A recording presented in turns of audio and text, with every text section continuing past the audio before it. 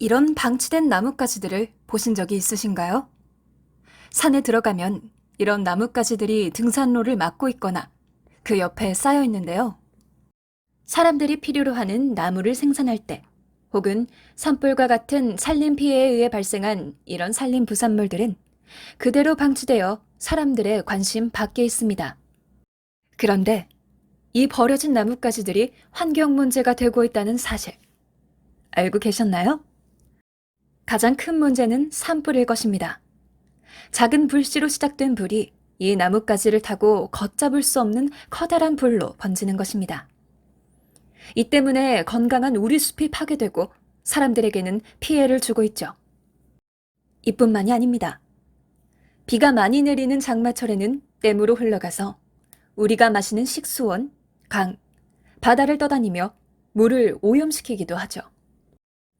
깨끗하게 잘라서 여러 나무 제품에 사용하는 원목과는 달리 이런 미이용목들은 금전적 가치도 없어서 처치가 곤란한 실정입니다. 다행히도 이런 미이용목들을 활용하고자 하는 사람들이 나타났습니다. 더구나 우리 숲을 살리고 환경을 지키는 방향으로요.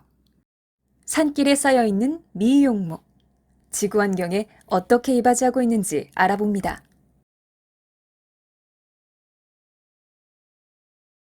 버려진 나뭇가지, 산불로 타올라 제 기능을 못하는 나무, 병충해로 피해를 입은 나무 등 쓰임새가 없는 나무들은 한 공간에 모여 분쇄되는 과정을 거칩니다.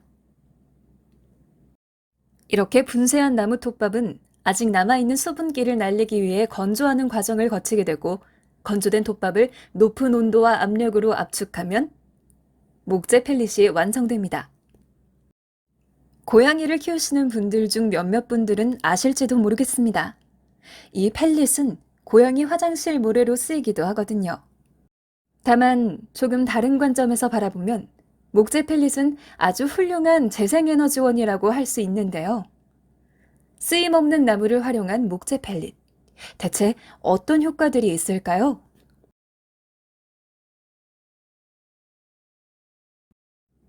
목재 펠릿은 앞서 말한 것처럼 에너지원으로 활용될 수가 있습니다. 이산화탄소 방출량이 현저하게 적은 목재 펠릿을 석탄 대신에 에너지원으로 사용함으로써 온실가스와 미세먼지를 줄이는 것이죠. 유럽은 이 목재 펠릿을 적극적으로 사용하고 있습니다. 국제적으로는 목재 펠릿 사용 시 탄소 방출량이 제로라는 탄소 중립으로 인정해주기도 하죠. 산에 버려지는 나뭇가지들이 그대로 방치되면 방치된 나뭇가지들이 이산화탄소를 방출하게 되는데요. 더불어 나뭇가지가 썩기까지 한다면 독한 메탄가스로 바뀌어서 숲을 오염시키게 되죠. 즉, 이들 부산물을 모아 목재 펠릿으로 사용하면 남겨져서 숲을 오염시키는 사태를 막을 수가 있는 것입니다. 목재 펠릿을 활용하면 그 과정에서 새로운 산림 일자리가 생겨나기도 하는데요. 나뭇가지들을 모으고 분쇄하고 다시 합치고 또 포장하는 과정에서 사람들이 필요하기 때문입니다. 요즘 어려운 지역 경제에도 도움이 되죠. 무엇보다 중요한 것은 지구온난화로 인한 기후변화가 이제 코앞까지 와서 우리를 위협하고 있다는 사실입니다.